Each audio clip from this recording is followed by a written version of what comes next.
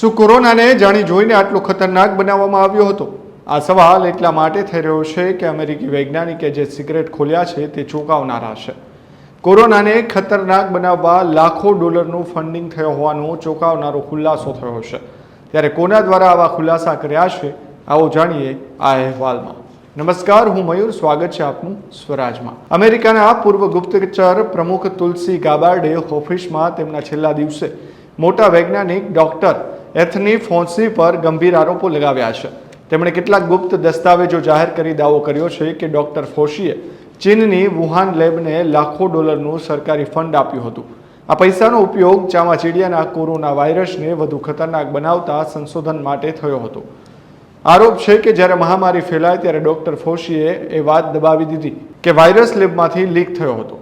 ગાબાર્ડના મતે ડોક્ટર ફોશીએ 2024માં અમેરિકી સંસદ સમક્ષ શપથ લીધા પછી પણ જૂઠું બોલ્યા હતા.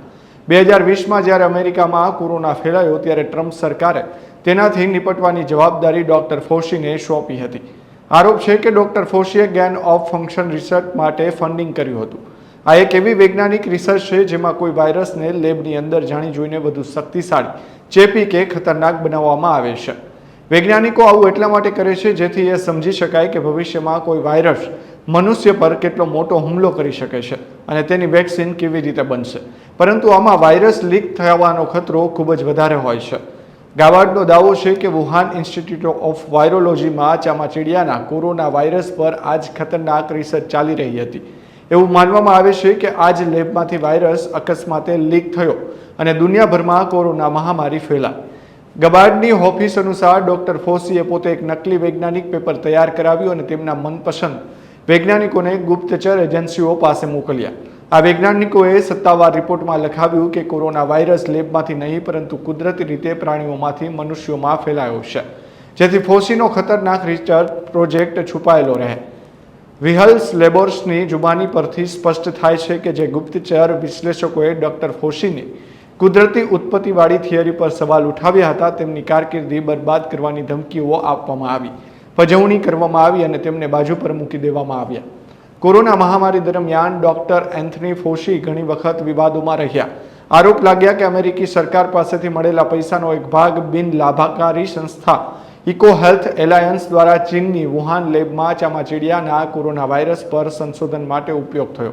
2021માં અમેરિકી સાંસદની સુનાવણીમાં ફોશીએ કહ્યું હતું કે તેમની એજન્સી વુહાન લેબમાં વાયરસને વધુ ખતરનાક બનાવતા સંશોધન માટે ફંડ આપ્યું ન હતું. જોકે બાદમાં સામે આવેલા કેટલાક દસ્તાવેજો અને કોંગ્રેસની તપાસ પછી રિપબ્લિકની નેતાઓએ તેમના નિવેદન પર સવાલો ઉઠાવ્યા. ફોશીએ હંમેશા આરોપોને નકારતા રહ્યા અને તેમનું કહેવું છે કે હજુ સુધી કોરોનાની ઉત્પત્તિને લઈ કોઈ નક્કર અને અંતિમ નિષ્કર્ષ નીકળ્યો નથી. ટ્રમ્પ સરકારના ટોચના હિન્દુ અધિકારી તુલસી ગાબાર્ડે 22 મેના રોજ પોતાના પદ પરથી રાજીનામું આપી દીધું હતું. તુલસી અમેરિકાના ડાયરેક્ટર ઓફ નેશનલ ઇન્ટેલિજન્સના વડા હતા. તેમના હેઠળ 18 ગુપ્ત એજન્સીઓ કામ કરી રહી હતી. ફોકસ ન્યૂઝ અનુસાર તેમના પતિ એક અત્યંત દુર્લભ હાડકાના કેન્સરથી પીડાઈ રહ્યા છે અને ગાબાર્ડ આ મુશ્કેલ સમયમાં તેમની સાથે રહેવા માંગે છે. રિપોર્ટ અનુસાર ગાબાર્ડ શુક્રવારે આવેલ ઓફિસમાં અમેરિકી રાષ્ટ્રપતિ ડોનાલ્ડ ટ્રમ્પ સાથે મુલાકાત દરમિયાન તેમને પોતાના રાજીનામાની જાણકારી આપી હતી. ગાબાર્ડે પોતાના પત્રમાં રાષ્ટ્રપતિ ડોનાલ્ડ ટ્રમ્પના આભાર પણ માન્યો હતો અને કહ્યું હતું કે નેશનલ ઇન્ટેલિજન્સ ઓફિસનું નેતૃત્વ કરવું તેમના માટે સન્માનની વાત રહી છે. તુલસીને તેમના નામની કારણ ઘણીવાર ભારતીય મૂળના કહેવામાં આવે છે. જોકે તેઓ ભારતીય મૂળના નથી, તેઓ પોતે ઘણીવાર આવું કહી ચૂક્યા છે. તુલસીનો જન્મ એક સમોઅન અમેરિકન પરિવારમાં થયો હતો. તેમના પિતા કેથોલિક હતા, માતા પણ ખ્રિસ્તી હતા જેમણે પાછળથી હિન્દુ ધર્મ અપનાવ્યો હતો. તુલસી પણ પહેલા ખ્રિસ્તી હતા પરંતુ પાછળથી તેમણે હિન્દુ ધર્મ અપનાવ્યો છે. ત્યારે આ સમગ્ર ઘટનામાં કોરોના વાયરસને લઈને જે દાવો કરવામાં આવ્યો છે તે સાચો હોય તો તે ખૂબ જ ચોંકાવનારી વાત કહી શકાય. આવા જ વધુ સમાચાર માટે જોતા રહો સ્વરાજ. ધન્યવાદ.